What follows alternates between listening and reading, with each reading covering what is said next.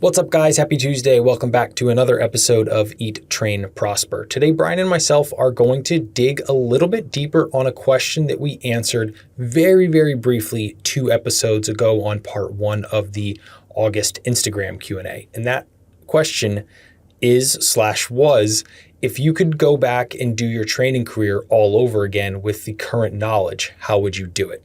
I just thought that it was a very kind of thought-provoking question, and in respect of the other questions, we weren't really able to take as deep on this one as I thought we could have, so we're going to make a full episode out of it, which is today.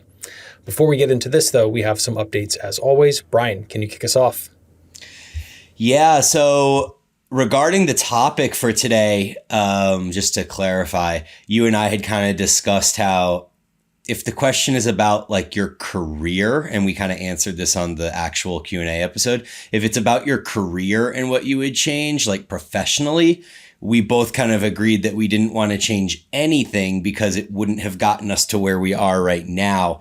So I think the perspective that we're going to take this question is more like specifically related to the way in which we trained and things of those nature, as far as like how would you change the way you trained as a beginner, intermediate, advanced, and through that process to get to where you are with your training knowledge right now, as opposed to it being like, well, I wouldn't have done my 9 years of CrossFit. I would have just stayed in bodybuilding the whole time, because who knows how that would have actually ended up putting me in the space. So one important distinction / clarification, but I think it'll be a fun episode to discuss.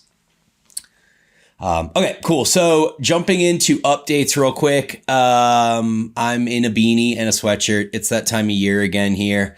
It's now down into the high 40s at night, and we're still getting like high 70s, low 80s during the day, but it's starting to get that big disparity between temperatures. And so when I wake up at 5 a.m. to do our podcast, it's in the 40s and your boy is cold. So maybe this will be a bit more of a general process going forward here. But anyways, jumping into actual updates that matter. So I mentioned on the last episode that Paragon has a new app. That is super cool. The launch has gone swimmingly, and everyone is really amped on the new app. The new program for B's program, that's my program, that started, I guess officially it started on September 12th with the new cycle, but I kind of took the prior week before that to run through the 6 sessions at, I would call it even like a lower effort than a deload week. Like most of my stuff was 3 to 6 RIR, and just kind of, I call it a flow week, which is an interesting name because it's exactly what it is. Like, it's not a deload week or an intro week. It's just a flow week. Like, I'm just kind of trying to feel it out, feel the flow of the workouts, figure out if movements need to change. I also filmed a number of videos for movements that I didn't have, because there's some new exercises kind of making their way into the program this cycle. So it was a really cool week for me. I really enjoyed that. And it's something I may incorporate into the future, because I'm never great at actually flushing fatigue fully. I feel like a lot of times I end up carrying fatigue from one cycle into the next. But doing this flow week is really cool, because it really kind of does force me to take a step back, and just kind of go into the sessions with like a different perspective maybe. So for me personally, I really enjoyed that. And one of the new movements that I'm doing in my program in this, I mentioned in the last episode, but it's a push legs pull type split over 9 to 10 calendar days. So you're training 4 or 4.5 days a week, depending on the week. But one of the new movements I'm doing is a push-up, of a tricep push-up. And I've been having just a hell of a time the last 2 weeks, through the flow week and then into this first week, trying to figure out how to load it successfully, because I cannot do dips in my gym. Like, I literally cannot. I've racked my brain for the last 6 months on how I could set up dips, and short of buying boxes or something where I could put my parallettes on top of the box, but then you're taking up a ton of space, and you have all these boxes that you have to deal with, and move around and blah, blah, blah. And so that whole thing just, I didn't want to have to go buy boxes to do dips. A number of people sent me cool things, like there's these dip attachments you can put into a power rack that actually just like come to the middle of the rack, and then you can dip in the middle of it like that. But my power rack is a standalone unit, not an actual power rack, so it doesn't have the holes every 3 inches. It's like concreted on or cemented on. Yeah, what do you got, bro? I have an idea. Yeah. In your gym, is there not a steel beam in the middle of it? Because it's in the basement? Yes. I'm fairly certain that you could rig up like a U kind of attachment or circle attachment that would have bolts on it on either end. And then on the other side of that, you could have the dip thing with it would have a pin that would lever them like up. You could store them up and then bring them down. It might require like a local handyman with it, but I would say that would be very doable. That's pretty involved, but yes, definitely an option. Definitely involved for sure. But for like, just trying to load a push-up / dip style movement right now, I actually did have a couple decent suggestions. So apparently there's this like heavy duty belt thing that has an actual pin on it. I can't remember what company made it, but it's kind of like I would just say it's kind of like a vest, but instead of the vest having weights in it, it has a loading pin on it. And so you can actually like load weights onto a vest that then stabilizes on your body type thing. I am not 100% sure if I could load that myself or if I would need a partner for that. But it's basically like you're wearing this thing and then the pin sticks up, I assume, out of your back so that you just like load the plates onto it. But the other option that people suggested is to take a dip belt, double loop it so it's super tight up against my body, and then use small plates like 5s and 10s to load it. So maybe with my vest plus a dip belt with an additional 20 or 30 pounds on it, that might get me close to the range that I want. Because right now I have a 30-pound vest, but I was doing sets of 10 to 12 to like 4 RIR. And if y'all know me, you know that I hate higher reps. So the idea of having to do like sets of 15 plus is not enticing to me. So I'll probably try that. But that's the one hiccup that I've found, is trying to figure out how to progress and load a dip or push-up style movement. There's even been part of me that was like, you know what, screw this. I'm just going to do like a close grip bench press type thing and we'll call it even. But I do want to experiment with this option first before I give in to that. So that was that's the one thing there. And then I have a few more updates, but the one I want to touch on before jumping back over to you is I just did a really long Facebook Live for Paragon on the new cycles. And for the first time, I'm going to consistently introduce the idea of progressing movements differently throughout a mesocycle based on their length or short overload relationship. So I spent like the first 12 minutes of my Facebook Live basically being like, hey, there is a difference between a split squat or an RDL and a bicep curl or a lateral raise. And here's why it matters. And here's how it affects the progression through the mesocycle. So I'm not going to take things into like a super extremely complicated manner like we're doing on my program, where there's reverse drop sets and lengthened only sets and like really kind of pushing the boundaries there past maybe what science would validate as reasonable right now. But I think at least treating lateral raises and other short overload movements differently than lengthened movements is at least an important step in the right direction for a program that is trying to target as many people as possible, right? Like not trying to overcomplicate or overstep where science currently is, but making sure that we're still on the forefront of science and kind of pushing the boundaries there a little bit. So it's a delicate balance for sure, but something that I think our audience is ready for and something that I'm excited to implement. Yeah, that's really, really cool because the difference is quite stark in contrast. And I think obviously, like you had a post a couple weeks ago that illustrated it, I think, superbly given the, whatever, 12, 20 character limitations or whatever. Yeah. And there are going to be those like middle movements where it's hard to decipher. But like you said, the difference between an RDL in terms of proximity to failure you probably should train it in, and something like a bicep curl. I mean, it's night and day. And being able to understand that from a training program consumer, or maybe customer is the proper terminology here.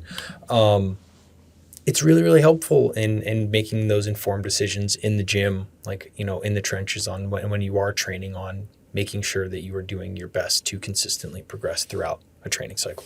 Yep, for sure, dude, for sure. What is going on in your world right now?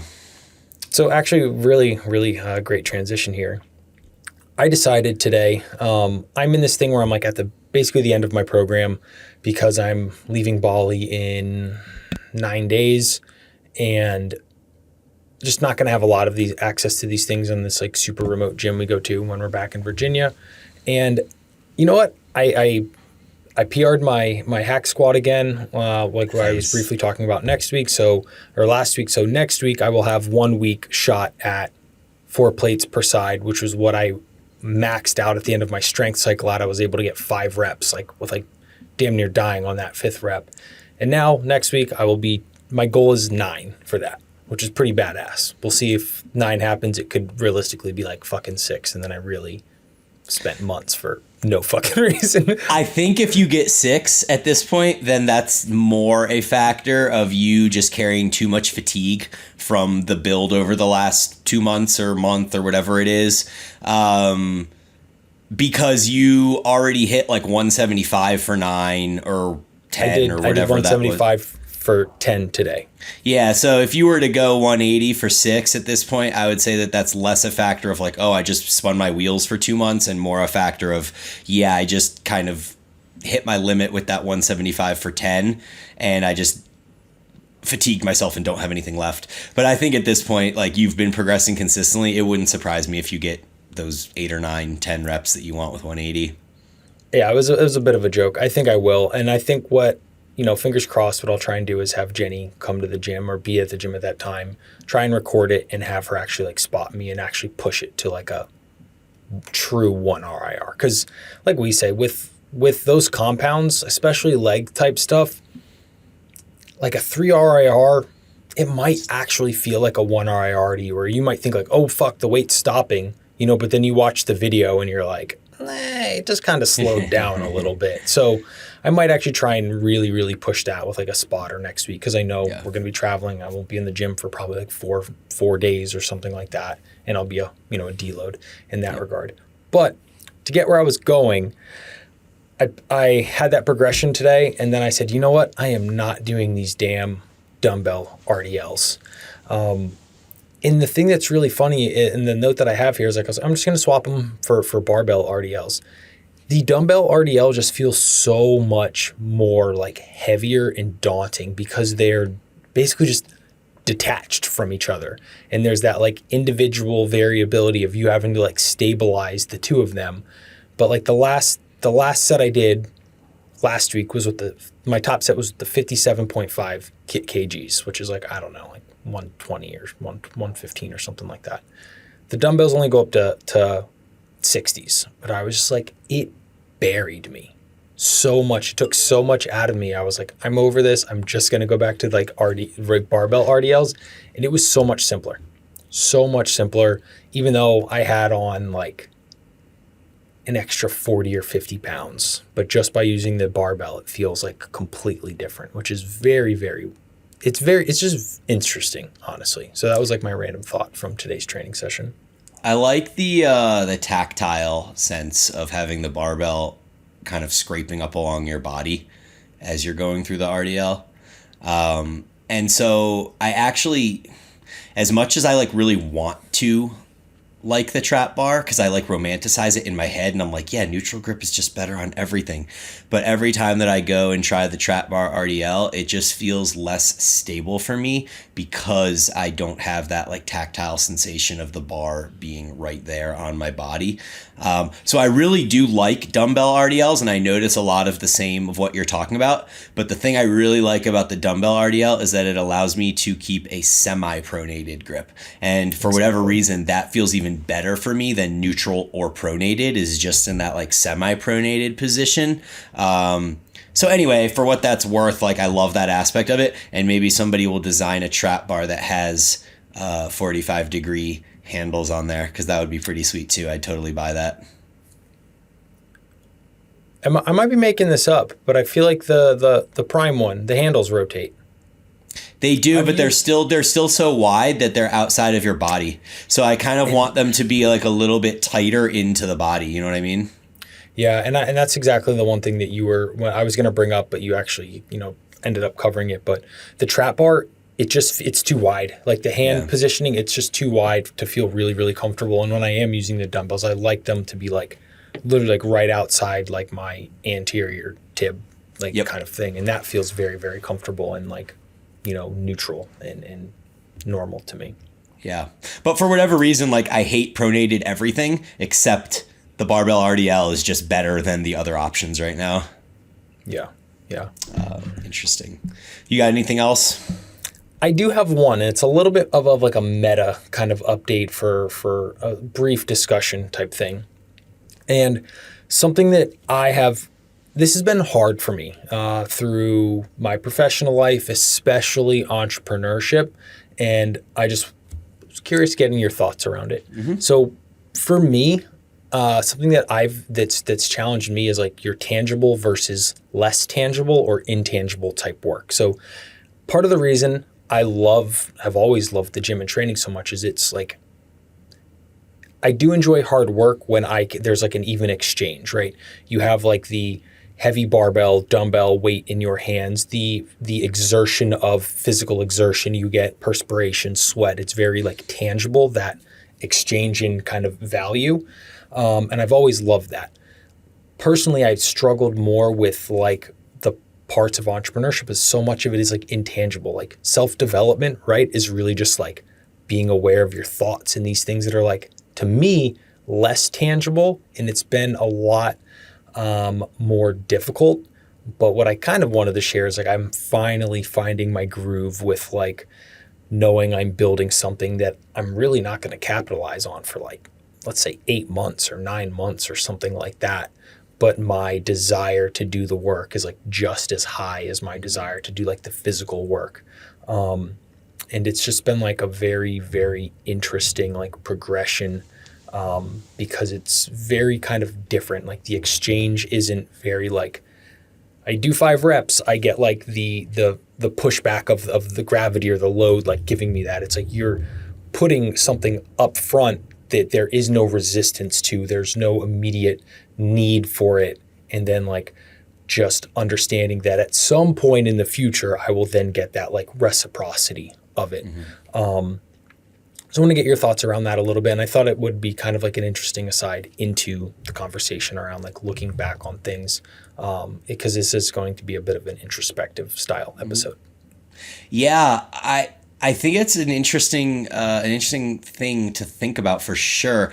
And my first thought when you were talking about that is that the ability to embrace those more intangible things almost comes as like a secondary step in your development as a professional. Like, and what I mean by that is when you're first starting out, everything that you do has to apply to something practically that's going to turn into revenue or the ability to produce revenue, because you just don't have that leeway yet.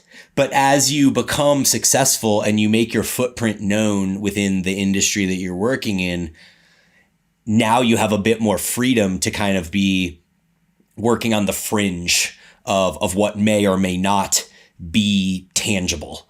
And you can look at the long game and say, well, I can continue to do what I'm doing right now, and I don't need to see immediate returns on this thing that I'm doing, because I can just hang out and continue being okay. And then in the long run, either I'm better for this or maybe it betters my business because of this work that I'm putting in now. And so it sounds like you've gotten to a space in your development where you feel comfortable where you are and you're not scared to take some time on something that may or may not actually produce something tangible. That's a really good way to put it. But one thing I wanted to say is I'll be very transparent. I am always scared of pretty much everything. The future, as much as I'm super excited about it, it absolutely terrifies me. But yeah, you kind of hit the nail on the head. And something that I think it's kind of just like that progression, like you said, as you go through like professionally or through an entrepreneurial pursuit. I don't talk about it on the podcast too much, but I do have like a small group mentorship of coaches that I run. And one of the, like, sometimes a question pops up is like, outside of like client check-ins, like, okay, I have my check-ins on these days. Like, then how do I plan like the rest of my week? Because the thing that's nice, especially from an entrepreneurial pursuit with the client check-ins, is like, you have like this handshake, a coaching agreement with clients. Like, on these days, I produce for you X, sort of thing. But then aside from that, and same thing with you, Bryan, like as you're building different programs and stuff like that, I'm sure it's not just like, okay, like 6 weeks is up and now I got to write like, my 12 new programs tomorrow sort of thing. Cause you can't do it in that kind of capacity. You're like, have to plan ahead sort of thing. And it's just interesting now as I'm like planning these like longer term things that I won't, get any kind of, pushback or feedback on for months and months, but just having like that fire lit has been I've really enjoyed it because I've always loved physical work, but like the mental work has always been like problematic. And I feel like I'm finally kind of like coming over that, like, first peak of that and starting to enjoy that. Not as much as the physical work, not by any stretch of the imagination, but it's not kicking my ass anymore like it used to.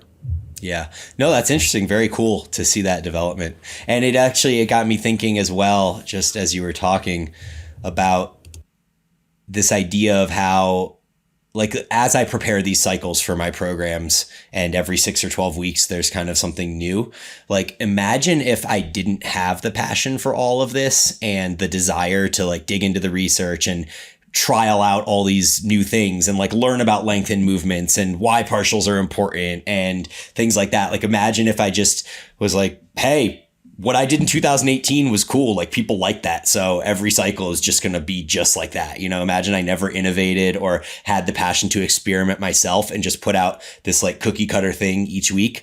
And people would be like, they'd get it. There would be no questions because everyone would know exactly what to do, but nobody would be excited to learn or feel the kind of invigorated nature and passion that I feel too. So I think that there's definitely something about putting in what you don't actually receive as tangible, like putting in the intangible work of following, in my case, my passion for learning and curiosity to experiment, and then being able to pass that down to people versus just being like, hey, 5x5, it worked for Ripito, let's just keep rolling with it, So yeah, I think that it's related, but relevant and kind of just, I guess if I ever lose that passion to continue experimenting and be curious about training, then I think that the people that follow my programs are going to feel that, and they're going to be like, hey, I don't feel the passion either. So it kind of works reciprocally both ways. Agreed. I really like that note that you added on there. Cool. Last thing I have before we jump into the topic, I have 2 more quick updates, but I'm getting PRP in my knee today. So I was going to Google this, but I guess I'll just ask you since you've had PRP before, but do you see any reason why I can't train legs today and then go in and get PRP in my leg right afterward? Before you go? So I would train like literally this morning when we get off the podcast and then go get PRP 3 hours later. I can't think of anything. Yeah, I'm going to Google it just to be sure because they never told me not to do that or anything. But basically today is going to be my final leg session where I'm able to train both legs. And then I guess I get PRP later. So I will not have another leg day for 3 days, which will be good. And then once I go back to training legs for the next 1 to 2 weeks, I believe I need to do only single leg work on my right leg and not touch my left leg at all. I'm going to ask about hamstring work and see if I can do hamstring stuff because the PRP is going into my quad. So maybe I can still do like a hip extension. I'm not sure about a leg curl because it involves knee flexion, similarly like to what a squat would, even though it working different muscles. So I don't think I can leg curl, but I might be able to hip extension. I'm not really sure. But either way, I'm probably going to be doing mostly single leg stuff for 2 weeks. And then he said I could gently introduce knee extension. So no knee flexion. I can't do squats or pendulum or anything like that, but I could potentially do leg extensions. And then by 3 or 4 weeks, I should be able to start incorporating squats and full leg training again. So that's just a small hiccup in the plan, but just kind of the way things go and how you have to kind of modify and work around stuff as as life happens. Excited. Yeah. Sorry. I was just wanted to say I'm really excited to see in next week when we talk 2 weeks after that how that quad and stuff is feeling. After that. Yeah, it's actually like very inhibiting right now. And it makes me wonder if it is just the quad or if it's also the meniscus that I had mentioned was torn from 2016 or something like that. Because I'm actually like, there's certain things I do now that are just weird. Like, when you do that quad stretch where you reach behind you to pull your leg up and kind of have it touch your butt. Like, I actually can't get my heel to my butt on that leg. Because those quads are so big, dude. But the right leg's fine. So anyway, I'm curious to see if this PRP injection fixes that. Because if it doesn't, then it is in fact the meniscus that's rearing its ugly head from like 6 years ago, and not the quad. In which case, it would really suck if I go do PRP and then still have to get meniscus surgery. So I have a bit of trepidation about that, but we'll see, and I'll keep you guys updated. And then the last thing is the nasal breathing stuff is still going great, still progressing. I know you and I have talked offline about this, and you had mentioned that you got up into like the high 140s or something like that, or you performed better at you performed at the same BPM, but you had a higher effort level on your machine, which is cool. Yeah. And I finally hit average heart rate of 152 for my nasal only ride 2 days ago. 27 minutes, 6.5 miles. And I kept 152 average heart rate with a peak of 167. So those are both PRs for me. And I literally felt like I was drowning most of the time. Like, it was me passing people on the trail, like, like just trying to stay in my nose, but like it just not working as efficiently as I would like it to, but not drowning, just feeling like I was going to drown. So I think it's those super uncomfortable experiences that actually are what create the success and push that VO2 max and that ability to take in oxygen even higher. So I'm okay feeling uncomfortable, but I'm becoming less and less excited each time I have to do one of these nasal rides, because I know that the bar has been set higher and higher and higher. So yeah, it's becoming more of a stress each time I do it, as opposed to a like parasympathetic experience. So I'm probably going to stop trying to push the boundaries on that a bit. I mean, 152 beats per minute is 85% of my maximum heart rate. And I was basically able to keep that breathing through my nose. So I don't really know that there is a lot to go beyond that. But I feel like I've really created some cool success with this, and I feel rewarded, and that's pretty cool. Definitely. I understand the situation you just described, where you're like sucking in through your nose like super hard. Like, that was me. And then the other day, and when I got off, I was like, my nostrils are on fire. Like, this feels awful. It's like, like that Fran lung feeling from like pushing yourself too hard. Like, my nose, that was in my nose, and I was like, I hate this. Yeah, it's pretty bad. But, cool. I just couldn't wait to breathe through my mouth. I like ripped the tape off, and I was like, okay. So anyways, we can totally jump into the topic for today if you want to get us going here. Yeah, I'll start off. So kind of just to recap, if we could do like our training careers all over again with the current knowledge we have now, like how would we go about it?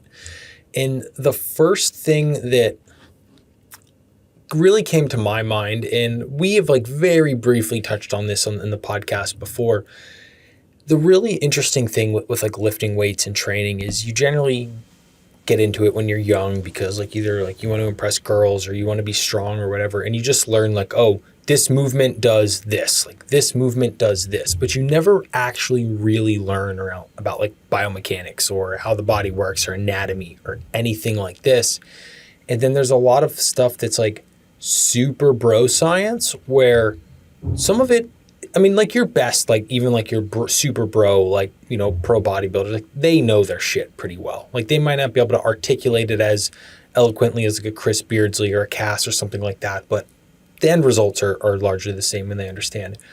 But your average like gym person really has no idea. And like that was me. And it's just like, there were so many times where I was like confused about something or didn't really know, or some days I would have a great training session and I'm like, man, why is this one so awesome? And then I couldn't replicate it in terms of like ability to achieve a pump or how my joints felt or performance or different things like that. And it's because I just didn't understand like, hey, when I used this machine to set up that like tricep extension, I was actually at this like much better angle. My elbow was in line with the line of pull with the cable. And then when you do it the next week on like the other machine, it's not like that at all. And you're like, why doesn't this feel like the other one did? But I just never thought enough to actually go through and try and find more like information to help connect that, as opposed to like, I don't know, it was just good one day and the next day it wasn't. And I was just like on to the next thing. So I would say like the first and most glaring thing is like, I really wish I would have learned a little bit more of like the tech side and textbook side and mental aspect of understanding mechanics and anatomy like earlier, because now it's so glaringly obvious. Yeah, that's an interesting point, because I feel like that information wasn't available then. So like we were kind of in a position where like even if it was available, it would have to be through textbook. And I don't know too many high school kids that their inclination is going to be that. And I know we're putting it into this like euphoric world where everything is optimal. And so maybe we can even pretend that we're 15 again in 2022. And so now we have access to all this stuff, right? So that would be like one perspective to take it.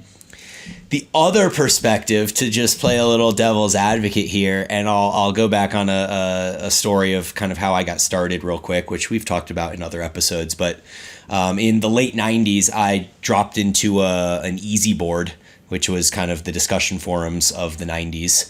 And Paul Carter, Lift, Run, Bang, was kind of one of the big voices in this forum at the time. So I'm like, 15, 16 years old, and Paul Carter, maybe 6, 7, 8 years older than me, been training for a while, big dude, lots of muscle.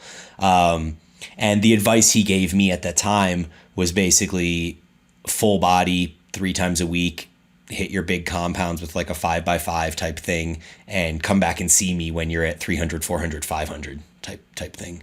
Talking about bench, squat, deadlift. And then I have had conversations with Paul since then on DM, and he's I've mentioned to him how thankful I am that was the advice that he gave me in the early days. And he was just like, oh, that was awful advice. I would never give that advice now. And so I like kind of struggle with that as a response, because like, yes, to your point, with what we know now, there may be a better way. Like you could probably learn and use more specific movements and stuff like that. But then we also have to remember that at 15 years old, what I did, what he prescribed me, taught me hard work. It taught me what it feels like to get under a barbell and barely be able to stand back up when you sit down. It taught me what it's like to have to brace and prepare myself to pick up a heavy weight off the ground. And I don't know that same sense of hard work and dedication to the process and all of that would be the same if I was being prescribed a hack squat and an iliac pull down and a dual cable lateral raise or something along those lines. I just think there is something about grit and determination that is taught through big compounds, and that if there is a time for you to do these movements and get the most benefit from them with the least issue, especially as it comes to like joints and the other things that biomechanics optimize. The time to do that is when you're a teenager, because you have all this testosterone flowing through your body. You have all of this growth hormone, like your joints pretty much heal overnight. Like even if you tweak something, like you wake up the next day and you're like, oh my God, it's magic, I'm all better. So yes, Aaron. Remember when I ruptured my Achilles? Yeah. I shit you not. I swear to God, in the morning, I thought it would be fine. But I didn't know that I ruptured it at the time. But I was like, It's just like a strain. Like tomorrow I'll wake up, it'll be perfectly fine. Because that's how a lot of things were back then. Like I would hurt myself. In the morning, I would be okay. I literally thought it would be fine the next morning. Yeah. I was so like that's how we lived, right? Like you would tweak your elbow, you would tweak your shoulder. Like I remember I did behind the neck barbell presses because that was a big compound movement for the shoulders. And I got really strong at it too. Like I remember in college doing 185 for like sets of 8 behind the head. And, it was a wide grip and I would probably go down. I wouldn't touch my traps. It would be like, top of the neck or whatever. But 185 for like 6 to 8 reps in college was fucking savage. And I probably can't even do that right now. But at that time, my body was resilient enough and I had the mobility there to be able to do that movement and get a ton of benefit from it. And so I just think that even at this point in my career, 25 years in, with all the knowledge that we have, I think I would struggle to take a novice 15-year-old and give them a more biomechanically advantageous program. And this is actually something I'm dealing with right now because I have a kid in Sweden that I potentially might start working with one-on-one. He contacted me a couple weeks ago with his mom on DM and he wants to work with me. And so we have an initial consult call tomorrow to kind of discuss it. And even in this moment, I'm going to hear what he has to say and what his training background is and, all the different things. But if put on the spot right now, I still think that my overriding programming philosophy is going to put more importance on the compounds than it would for somebody who's 25, 10 years into their training journey. I ultimately would agree with that. I was kind of naive in my initial argument as opposed to like when I would. I said earlier, but it didn't initially mean like teenage years. Because at that phase of your life, like it's hard. The intrinsic motivation is different. Like you just want to get stronger because you want to put more weight on the bar sort of thing, as opposed to like, you don't give a shit about form and stuff like that. And you're like, okay, yeah, they say I'm supposed to worry about form, but like, I just want the weight to go up. That was me 100%. And I would agree. I think like if I had someone, very beginner or very, I'm going to be mostly compound-esque type things, probably not going to program like a straight up deadlift, but we're going to learn how to like hip hinge, and we'll probably use like a 45-degree hip extension and then the next block transition into like an RDL or something like that, and just kind of drill the importance of understanding these basic movement mechanics because how much it translates to everything else you're going to do. So yeah, that was a really, really good point to bring up there. Yeah, for sure.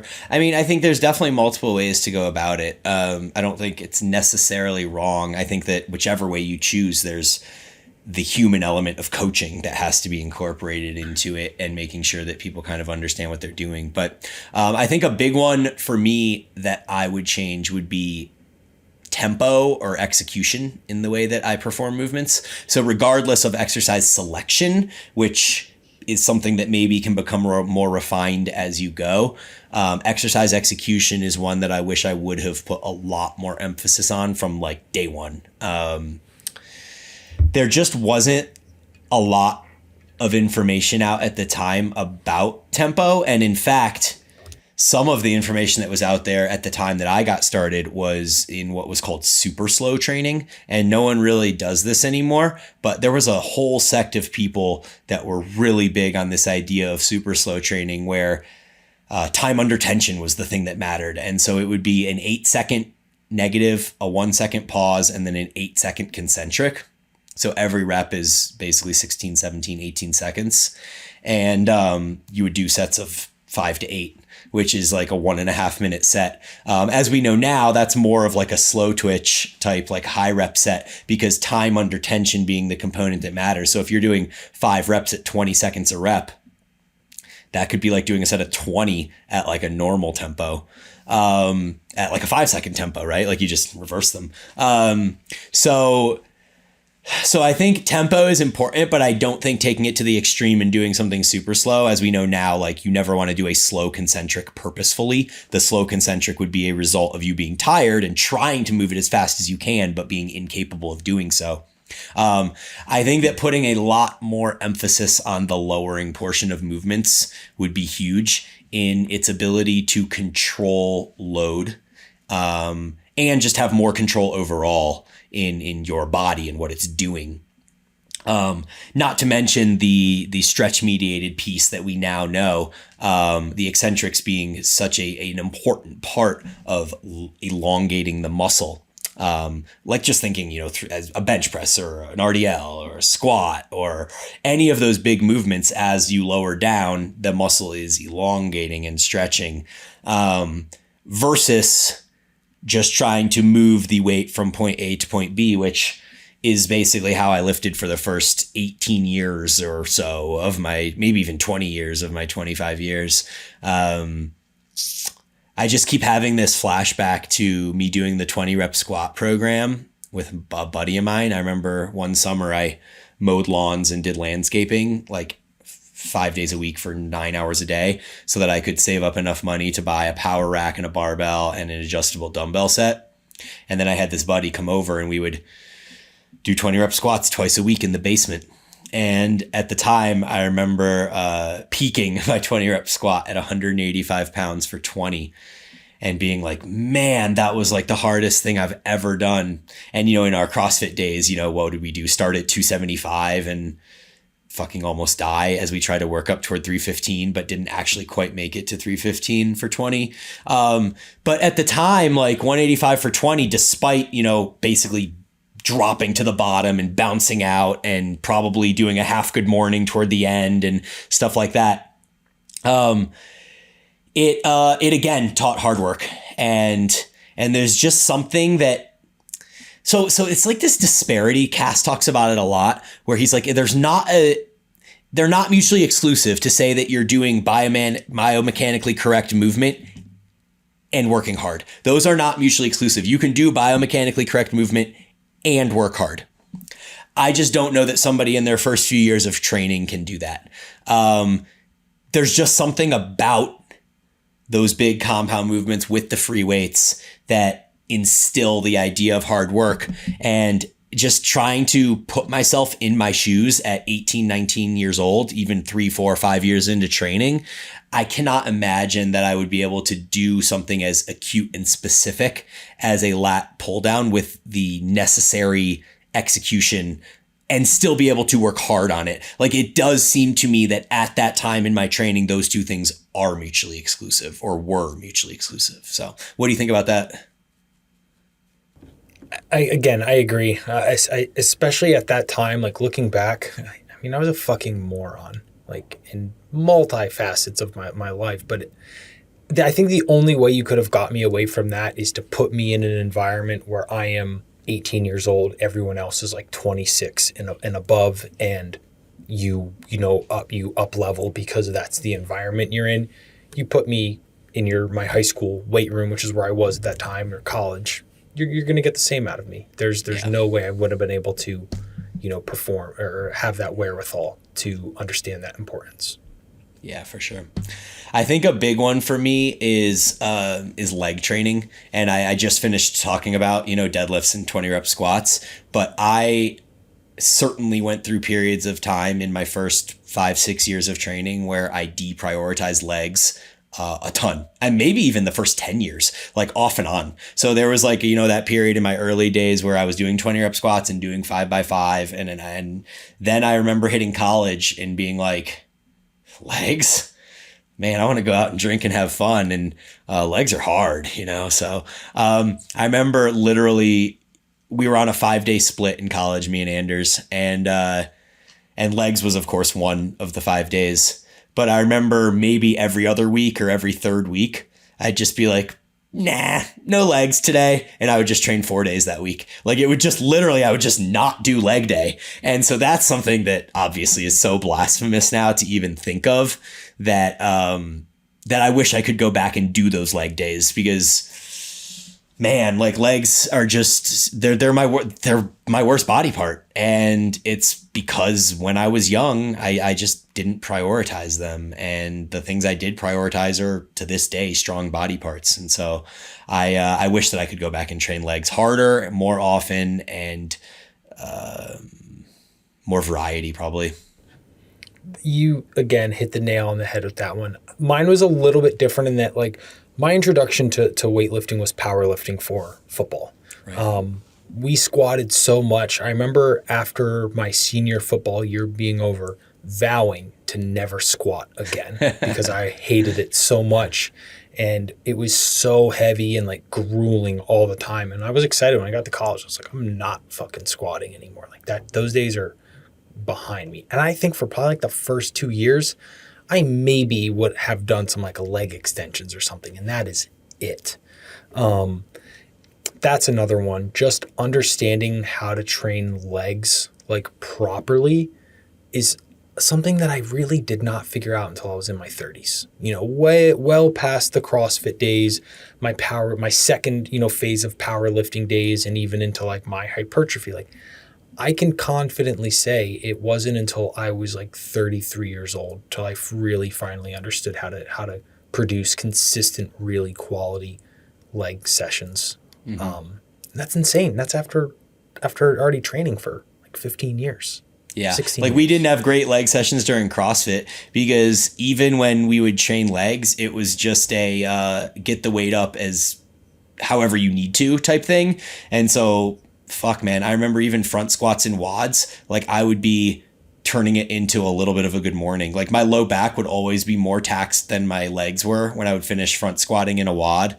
And then back squats were obviously the same thing, because I low bar squatted because you could use more weight. It just was never a specific acute stimulus to a specific area. It was just like, hey, this is checking the box for legs. So we're just going to like sit down and stand up, and it doesn't really matter because the legs are doing the job type thing. But they're not doing the job as well as they could have been.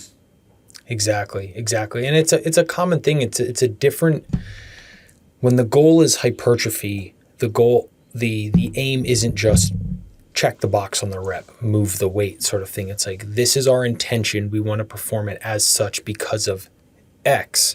Like I have a client who goes to CrossFit like 3 days per week, and then we have him on like a CrossFit accessories program, and I have to be very specific with his intent on how I want things performed, because it's not just move the weight. It's like, we want time under tension. We want to pay attention to the lengthened pause here because of X, that sort of thing.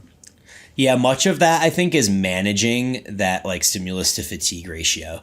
And so it just kind of is representative of why a movement that extends at 3 joints, like a back squat or a conventional deadlift, it doesn't drive tension to a specific area where you want it. So there's not a high stimulus, but there is a really high global fatigue cost from that movement. And the more specific and acute that you can become in your execution, the more you can kind of shift that ratio to be more stimulus and less fatigue, which kind of goes to another point that I wanted to make on our training history, which is the use of isolation movements, because I didn't use many of them.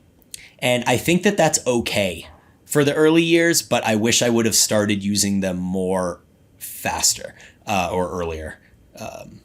And the reason I don't think it matters initially is because when we look at now the science of what we have on, lengthened overload movements being better than short overload movements, when you look at the bulk of the movements that you perform when you're doing free weight compounds, they are almost ubiquitously going to be lengthened.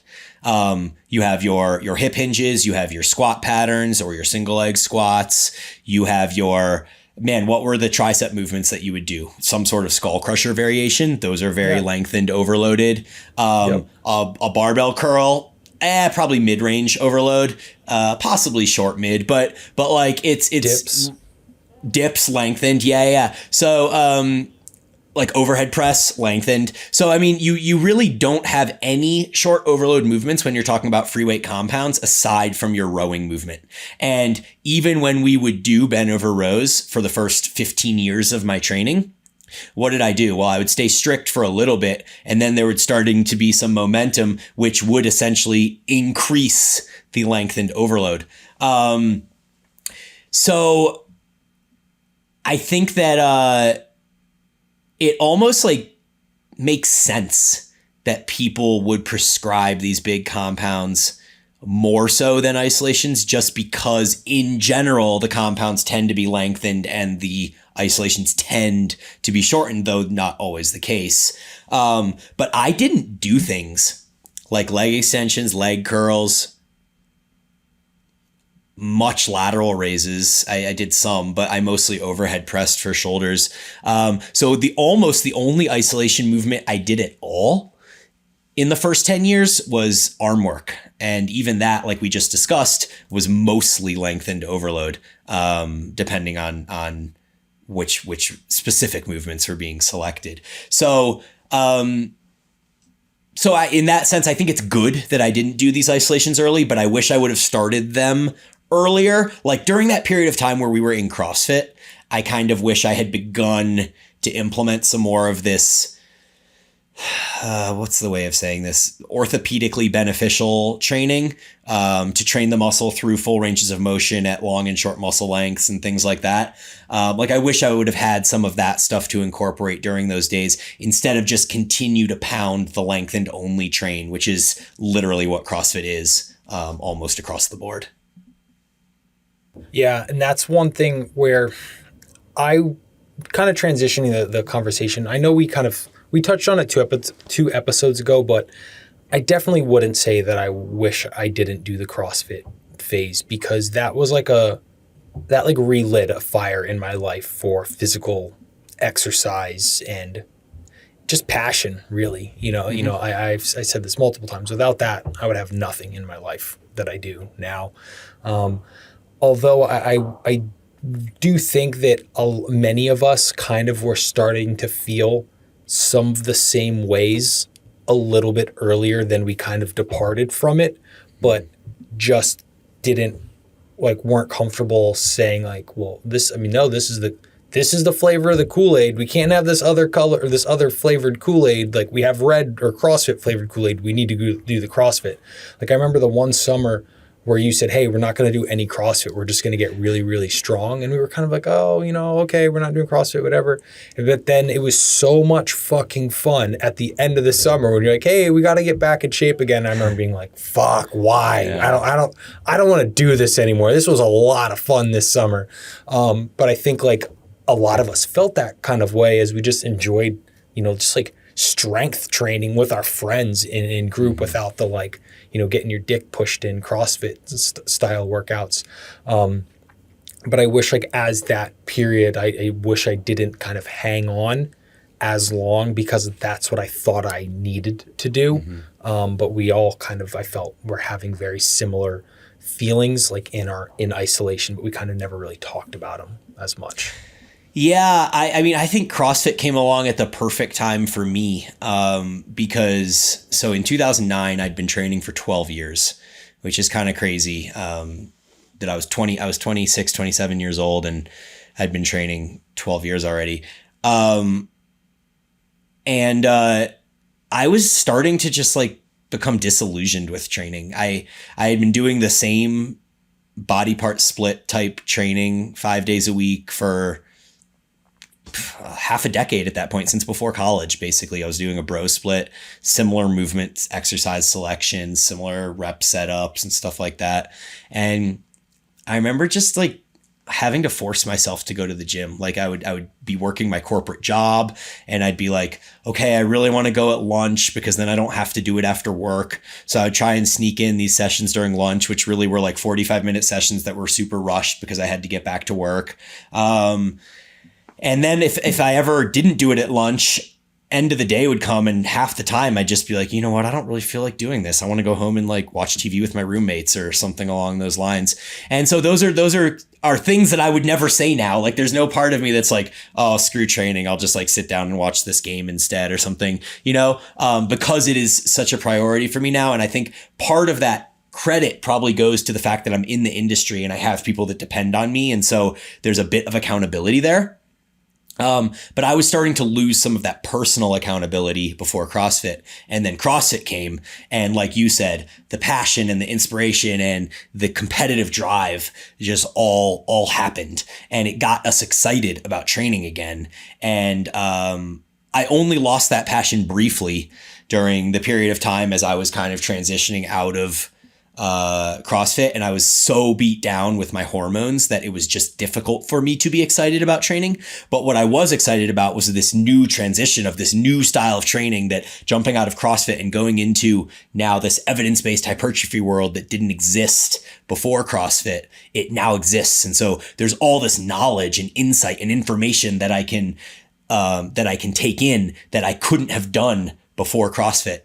So it was super cool to look at the dichotomy between where training was as far as like an intellectual pursuit before CrossFit, and then just 7 years later coming out of CrossFit, and hypertrophy training has a completely intellectual property to it, which was so invigorating and so exciting. And so maybe the thing I'm trying to say there is that like it's okay for a little bit to kind of chase the shiny object and do the thing that you want to do that will invigorate you, even if maybe it's not optimal. Maybe it's what you need X number of years in to keep that fire lit so that you can continue to do this for a longer period of time. Yeah. And I think, again, everything you're saying, I'm just like, you're speaking directly to me. I mean, obviously you're speaking to me, but same thing. I was at the end of college, I was so over going to the gym. I was literally only going because it was just something that I thought I had to do, but I was miserable. Like I was so sick of seeing the same people. I hated all of my playlists. I didn't enjoy it. And I was like, I am here going through the motions to like check the box, and I do not want to be here. And that gave me like an outlet that I think really carried me through those years where there's a lot of uncertainty. Like I'm, no longer an adolescent in college. Like I'm now in, the real world per se, but I don't really like the real world. And it was like an escape for me. I was like, this is just how I pay my bills and shit. And then at 5 o'clock, like I'm at CrossFit with my friends, and this is like my job was just a means to get me to like be able to do that. But then, yeah, like you said, I think we just kind of got really lucky with times there. And then the kind of influx of like what we have now, like, Instagram really paved a path to like your hobbyist bodybuilders and people literally like you and I, who probably, I mean, you've obviously competed. I will at some point just to kind of check the box, but I'm not going to act like I'm excited about it by any stretch of the imagination. But I just love it, and now we have, businesses in the industry that we're very fortunate to have. And I enjoy it just as much now as I did when I was, 15 in the high school weight room, just competing against people sort of thing. And I really feel like because of this timing of when that happened versus when hitting a little bit of that like evidence-based, Instagram type movement just lined up perfectly for that, for sure. Yep. No, I totally agree. And I'm actually like, I thought about this a lot, but I'm very thankful for Instagram. As annoying as it is a lot of times, and the pressure to post and put your life on there and stuff like that, it has provided me a level of accountability that I could not have gotten any other way that I can think of. Especially like, posting my daily weights when I do my diets and having those discussions with people that I truly endear. Like I love hearing people's thoughts and having discussions about things. And then just the idea of, I have B's program and there's these people that depend on me and look at my story as a way to kind of emulate the way that I'm doing things. And that is extremely rewarding for me, but it also provides an accountability where I feel like I can't let people down. And so training for me isn't an option at this point. It's not like in 2009 as I'm becoming disillusioned with training before CrossFit and I'm like, I'll just skip this session here or skip that leg day there or whatever. It's like, no, I have to do these sessions because people are depending on me. And I really enjoy that accountability and even that pressure. Yeah. The one thing, and I made this mental note poorly, of course, earlier in the episode that you just brought back up. And I would say kind of where I would wrap the episode up from my kind of standpoint.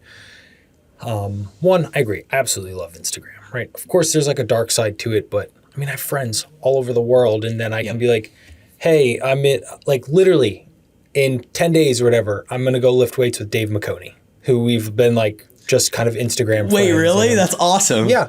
I didn't know about this. That's so cool. Yeah. So he was just like, he was the first guest on our podcast, with Abel back in, I don't know, 20. Episode 4, I believe. So it would have been January 4. Of 2020. Yeah. And we've been like Instagram, friends. And then I can't remember how, but we found out like he's in Philly and I'm like, oh, I'm going home. I'm at a wedding in Philly. I'm from Pennsylvania. And yeah, we're going to go lift weights the day after the wedding. So I'm like super pumped about that. And like things like that, like I can be like, oh, hey, I'm in, whatever city, like let's lift weights. And then this person you've never met, who's just like an Instagram friend, be like, hell yeah, let's lift weights and go like get a meal. Like that's the coolest thing. It's how I met Jeremiah Bear. Yeah. Yeah. It's been absolutely fantastic for that sort of thing. So it's really how you use it. What dates are you doing that with Dave? The third, if September has a 31st, it's on September 31st. Okay, it's October 1st. Okay. But the last thing I would say is one of the things I would do with the training career is I would definitely have a coach earlier on. Some of these things are really, and now I'm obviously speaking from my own perspective, I am very poor with my own accountability, even to this day. Like I am literally a professional at this, and my accountability when I do not have my own coach is poor. I'm still tracking my food, I'm still hitting my macros, but like evaluating it, having someone to deliver a deliverable to at the end of the week, which is where you're going to like evaluate your weight averages, take progress photos, these sorts of things. So like even if it's like maybe you're young and you can't afford a coach, like have an accountability friend where you guys send each other like your averages or something. Like you just want to report to something to help keep you accountable. Like my first coach, I've talked about this before, like Jason Theobald, hockey sticked, my coaching career just by giving me objective targets and like putting me in that coach to client like hierarchy relationship, and just he brought out like this massive adherence out of me because I never wanted to submit a shit check-in. I wanted to like impress him, and I was spot on for 16 weeks straight. And that's when I first took my physique from like, oh wow, I'm actually like have a pretty damn good physique. I just didn't know anything about fucking dieting and thought that I could be 225 pounds under 6 foot as a natural and have abs, which not gonna fucking happen. Yeah. No, that's interesting perspective for sure. I actually had an additional thought on the nutrition side of all of this, but I feel like instead of going into this, since we're already over an hour in, maybe we can discuss some of the things we would do differently nutritionally, just as like a tangent to in next episode maybe, because I don't think we need a whole episode on it, but I think that it would be interesting to touch on. We can do that for sure. Yeah. All right, cool. Well, let's wrap this up. I got to get the kids to school. All right. As always, guys, thank you for listening. Bryan and I will talk to you next week.